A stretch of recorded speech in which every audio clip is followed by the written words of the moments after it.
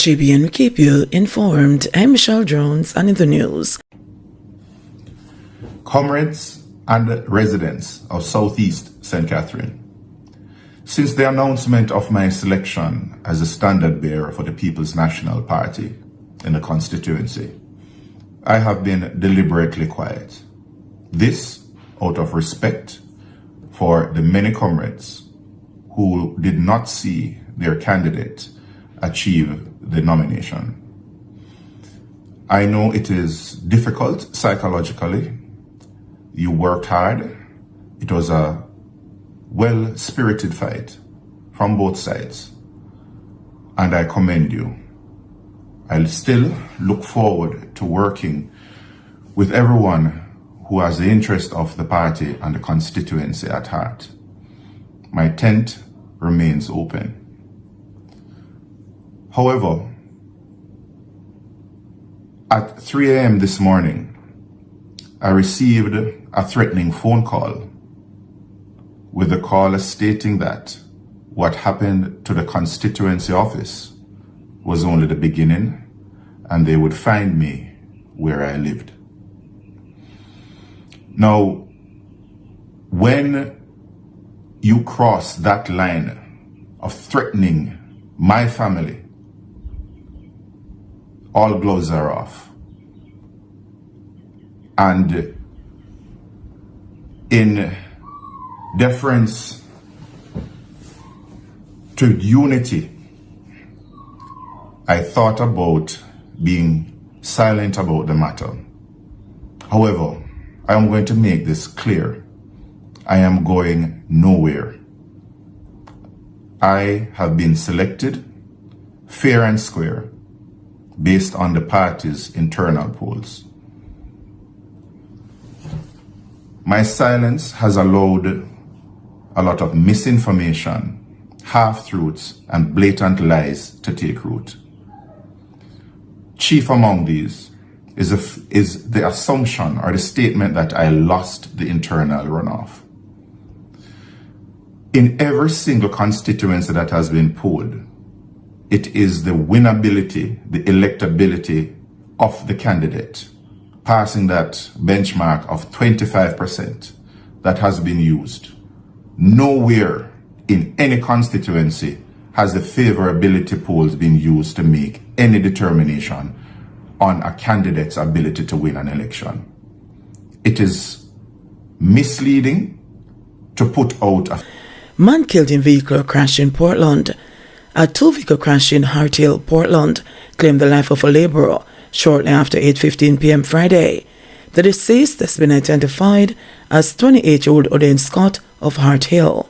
A police report has indicated that Scott was driving a black Toyota Scarlet motor car along the highway when the vehicle collided with a white Toyota Axle motor car traveling in the opposite direction, which has been driven by 34-year-old Anthony Hurd, a farm worker, also of Hart Hill. Scott was trapped inside his car, but was later rescued by members of the fire department who had to cut through the mangled vehicle. The drivers of both vehicles were transported to the Hanover hospital, where Scott was pronounced dead and the other driver admitted in serious but stable condition. The police are appealing to motorists to drive with caution and to adhere to the prescribed speed limits. Man killed in Montpelier, Hanover shooting spree. The Sandy Bay police in Hanover have confirmed that a man was shot and killed after a gunman went on a shooting spree in the community of Montpelier on Saturday morning. The deceased has been identified only as Tupac of Barnes Lane in Montpelier. It is reported that about 2 o'clock, men with high-powered weapons opened fire on several houses in the area. Occupants had to take cover. The gunman also reportedly set fire to a business establishment and a motor vehicle. They then went to the home of the now deceased and opened fire, killing him on the spot.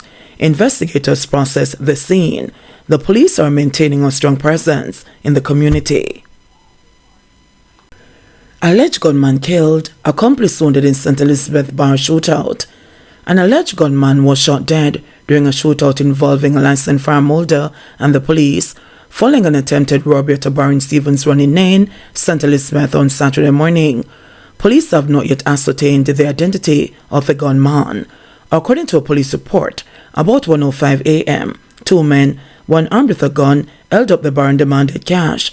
When the demands were not met, the gun was reportedly used to hit and injure a man who was responsible for handling the cash. The injured man managed to escape and raised an alarm. A licensed firearm holder who was close by responded and challenged the men. A shootout reportedly ensued. It is further reported that a police team joined the gun battle. When the shooting subsided, the men were found suffering from gunshot wounds. They were taken to the Black River Hospital, where one man was pronounced dead and the other admitted under police guard. The man was assaulted by the attackers, was also taken to hospital for treatment. The police say a pistol with the serial number not visible, along with a magazine, was seized. A Subaru motor car was also found abandoned near the crime scene with damage from bullets. The police say 19 9mm and 4 12-gauge spent casings were found while processing the scene. Clarendon man sprayed with bullets. More than 20 spent shells found at murder scene. More than 20 spent shells were found at a murder scene where a man was shot dead in Newtown in Freetown, Clarendon this morning. The deceased, identified as 33-year-old Leroy Nelson, otherwise called Ray Ray, a resident of Rosal district in Freetown, was sprayed with bullets by his attackers. It was reported that around 1:37 a.m., residents heard numerous explosions sounding like gunshots and summoned the police. Upon their arrival, lawmen saw Nelson lying in a pool of blood and suffering from what appeared to be multiple gunshot wounds to his head and upper body. He was pronounced dead at the Maple Hospital and then transported to the morgue. Crime scene detectives processed the area this morning and found 26 spent casings. Up to this afternoon, police had neither identified a suspect nor established a motive for the attack. Man arrested after gun seized on Walton Park Road. A man was arrested after police seized a gun and several rounds of ammunition during an operation on Walton Park Road, St. Andrew on Friday. According to the police, about 4:30 p.m., lawmen were conducting an operation in the area when one 9mm pistol with a magazine containing 18 9mm rounds of ammunition was found in a section of a perimeter wall. One man was held and his identity has been withheld pending further investigations. Also on Friday, a team of officers assigned to the Hunts Bay Police seized several rounds of ammunition on Cockburn Avenue in St. Andrew. Reports are that about 11:25 a.m., lawmen were conducting an operation in the area when 11 12-gauge cartridges were found on the roadway. No arrest was made in connection with the seizure. Investigations continue. Trelawny man mowed down after purchasing jerk chicken. A Trelawny man was mowed down by a motor car as he attempted to cross a section of the Hague Main Road in the parish Friday night. The deceased has been identified as 68-year-old Winfield Moss of a Clarkstown, Trelawny address. Reports are that about 9:30 p.m., Moss was attempting to cross the Hague Main Road after purchasing chicken from a jerk center when he was hit by an oncoming motor car. He sustained multiple injuries and died on the spot. The Falmouth police are investigating. L.A. Lewis arrested for alleged toll violation. Popular personality L.A. Lewis is now in police custody following an arrest on Friday night. According to reports, the controversial figure was picked up by members of the JCS Public Safety and Traffic Enforcement Branch at the Norman Manley International Airport in Kingston. He was arrested for a toll evasion after breaking through the toll booth in St. Catherine. In a 28-second video clip captured by Lewis as he entered the Portmore leg of Highway 2000, the entertainer declared that after waiting in line to pay the toll, he decided it was taking too long and that he would do what me feel like. Sita people, the emperor people, me do what me feel like. Sita, me not that toll ya people. And it take too long. Me run more than destiny people. So people, me go through the tagline people and the emperor. You understand? So me do so now, boom. I'm going to run through the tagline, people. And I that people. L.A. Lewis is now set to face the courts to answer to charges for breaching the toll. He will remain in custody at least for the weekend. Under the 2003 Toll Authority Act, if any person fails or refuses to pay toll in accordance with this act or any regulations made hereunder, the amount of the toll, administrative fee relating thereto, and any interest thereon shall be recoverable by the concessionaire as a civil debt in a resident magistrate's court, notwithstanding any limitation as to the amount recoverable under the Judicature Act. Section 26 of the Act also states that maliciously or forcibly breaking, damaging or destroying the property of a concessionaire on summary conviction is liable for a fine not exceeding $200,000 or imprisonment for a term not exceeding 6 months. Man arrested on charge after changing story in court. A St. Andrew man was shot 7 times and pointed out his attacker to the police, then went to court and changed his story, has been arrested on charge, law enforcement sources have disclosed. Ramil Gentles was charged with attempting to pervert the course of justice shortly after he gave evidence in the Home Circuit Court on Thursday.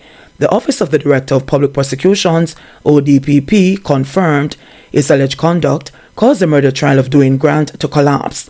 Grant was also on trial for illegal possession of firearm, shooting with intent, and wounding with intent, arising from an incident on Red Hills Road in St. Andrew in which 5 people, including Gentles, were shot. 1 person was killed in the attack. But the trial ended abruptly after Gentles' alleged reversal forced prosecutors to offer no further evidence against Grant. He is the only one out of the 5 persons who was able to point out and identify the accused, one law enforcement source said, indicating the basis on which the trial was aborted. Grant was another murder trial pending, was immediately released from custody because he was already granted bail in that case. Gentles remained in police custody up to late yesterday and is scheduled to appear before the Kingston and St. Andrew Parish Court on May 31. The country's top prosecutor, Paul Llewellyn, said her team has been instructed to be bold and seek to have criminal charges laid in cases where there is clear evidence either of creating public mischief or attempting to pervert the course of justice. The prosecution has to be decisive and strong in the public interest to deal with these kinds of matters, Llewellyn said yesterday. According to law enforcement sources, Gentles gave police investigators a statement accusing Grant of being the person who shot him. He also pointed out Grant as his attacker during an identification parade conducted by detectives, sources disclosed. But according to one investigator, Gentles went back to the police station late last year and gave another statement saying Grant was not the person who shot him and claimed he was pressured by investigators to give that account. When he took the witness stand on Thursday, it's reported that Gentles gave evidence that he did not see the person who shot him and claimed that it was detectives who showed him a video recording of Grant. Llewellyn said her office has also seen cases where witnesses opt to go to a justice of the peace to recant their initial statement to the police. She said the proper procedure for witnesses who want to change their statements is to go back to the investigating officer in the case. You never know, it could be out of fear, or it could be corruption, or just total apathy. So the police will have to carry out their investigations, said DPP Llewellyn. Carpenter slapped with murder charge in Manchester. A carpenter has been charged with murder following an incident that occurred in his community of Top Greenville district in Manchester on April 30. Charged is 24-year-old Davion Allen, otherwise called Little Chubby. In addition, he has been charged with 2 counts of wounding with intent, possession of a prohibited weapon, and using a prohibited weapon to commit a felony stemming from the same incident. That is 38-year-old Andrade Hines, otherwise called Claffey, a construction worker of the same community. Reports are that about 12:09 a.m., Allen and Hines were at a party when an argument developed between them. Allen was allegedly armed with a handgun, open gunfire hitting Hines and 2 other patrons. The police were alerted and the injured persons taken to hospital, where Hines was pronounced dead on arrival and the other 2 admitted. Investigations led to Allen's arrest on May 2. On Thursday, May 4, he was charged after a question and answer session in the presence of his attorney. St. Thomas business owner is still on edge after attempted burglary robbery. Every time Samantha Black hears a loud noise outside her business place in Albion, St. Thomas, she gets tense. She is immediately transported back to last Saturday when gunmen, toting high-powered weapons, attempted to rob a Burlum armored vehicle, delivering cash to an automated teller machine in the plaza where her business is located. I was on the inside and I heard a loud explosion, and I thought it was a truck. But I was like, no, somewhere when I hide myself, she said. Video footage of the incident showed the robbers aiming bullets in the direction of the Burlum security guards. One security guard was injured, and the police are said to have intercepted and engaged vehicles suspected to be involved in the ensuing shootout. According to statements from Burlium Limited, the criminals did not get any cash, and the injuries the guards sustained were non-life-threatening. Head of the Jamaica Constabulary Force Corporate Communications Unit, Senior Superintendent of Police, SSP Stephanie Lindsay, said that the gunmen who carried out this latest robbery are still at large a week after the incident occurred. In the meantime, Black explained that she was shaken up by the unexpected incident, which disrupted the otherwise peaceful area. At night, I hear the shots still in my head, but it will be over soon. Once Christ is in the vessel, he'll smile up the storm. He'll take the fear away from me, I have no doubt, she said. And even though she had to close her business place early on the day of the robbery, she said it was not being impacted otherwise. I was kind of shocked the next day when I came to work. It was business as usual. I was like, wow, she said. After reading reports of Burlium security guards being attacked by robbers in St. Catherine and St. Elizabeth recently and making off with about $33 million, another business owner said that he knew it was only a matter of time before emboldened robbers hit his parish. Luckily, he was not in the vicinity when it happened. I felt it coming. In my head I was saying, God, me know one day I want them come here. So when me see it, I was like, whoa, he said. The business owner explained that although things appear to be back to normal, he is still fearful of another attack. Especially when I see them come back and go load the machine, he said. He believes that the security forces should offer support to the Burlium guards to aid his peace of mind. A vendor who said that she ran from her business place when she heard the explosions said the incident has left her traumatized and scared. But what if we do? Pitney still have to go to school and we have bills, she said, explaining that even though she is fearful, she still has to be at work. Meanwhile, SSP Lindsay shared that the business owner's reaction to the incident is understandable, especially since no suspect has been caught. She explained that some people were taken into custody during the investigation. However, they were not treated as suspects and were released. We continue to try to see if we can find the persons, but we also continue to encourage the business persons to be alert, pay attention to things that seem like an anomaly, and notify the police if they see something, she said. JBN, we keep you informed. Please remember to subscribe, like, share, leave us a comment, and click the notification bell to receive our daily news items.